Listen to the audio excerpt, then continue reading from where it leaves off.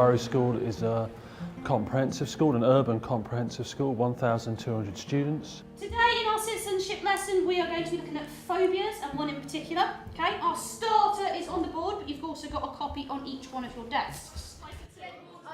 We have had students in the city, young people in the city, go to Syria.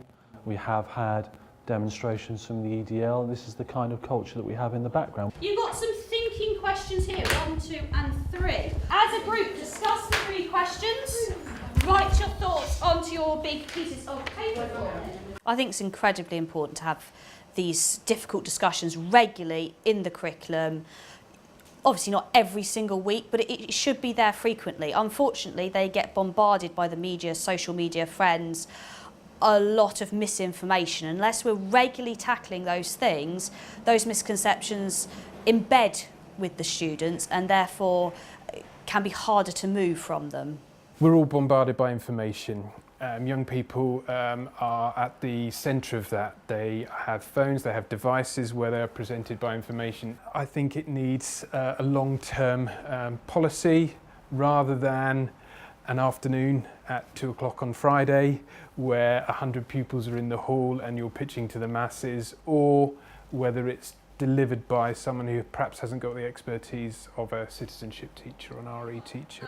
Why has the wearing of some religious symbols been banned? They put they could be treated differently and unfairly. I think that's an interesting idea. It's about understanding where those opportunities arise to have the conversations around those issues, but it's also making sure that teachers across the board understand where those opportunities are light, and sometimes that's in history, that can be in art, that can be in English. It's across the board, so it is very much a whole school approach, but the flagship of that is probably our citizenship programme. Addy's is a small community school. We've got over 40 languages that are spoken in our school.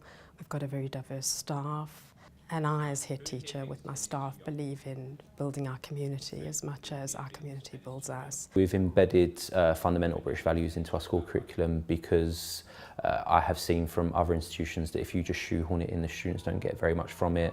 The content gets lost and it ends up getting delivered by either people who don't really want to do it, or you just bring in external people the students don't get along with. By putting it into the citizenship curriculum, the students feel comfortable having the discussions with me, and it means we can go deeper and it isn't tokenistic. One of the criticisms that has been levelled against Prevent is that it is seen to close down discussion. In fact, we've got the opposite. What the duty outlines is to open up discussion, create what's called safe spaces, where pupils can openly talk about issues, not be afraid to articulate their viewpoints. Because if we don't allow these safe spaces to take place, then the argument is that someone else will fill those, someone else who may not have clearer, purer intentions. If you've changed your opinion, what have you changed it to and why? Okay? We have to be pretty well attuned and skilled and trained in terms of trying to create a culture where those conversations are managed and allowed and encouraged in the principles of free speech without undermining British values at the same time. Judging back the case, so I'm not saying that everyone who does something bad is going to get off, but We do deal with things head on.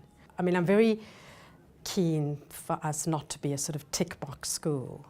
So, for example, with the Prevent agenda and with other agendas, it's really important that we approach everything holistically, but with a sharp focus on British values. Staff-student relationships are very, very strong, and parents and governors. Communication is really important. If in some way we can develop skills whereby they can question what they read, evaluate what they see, then I think we are going to create individuals who have a repertoire of skills to draw on when they're faced with difficult situations, and the ages between 12 and 18 are particularly difficult to navigate. If we're equipping them with skills, it will help them to combat grooming, extremism, any other forms of harms, or any other thing that comes their way in a pivotal time in their life. What about what questions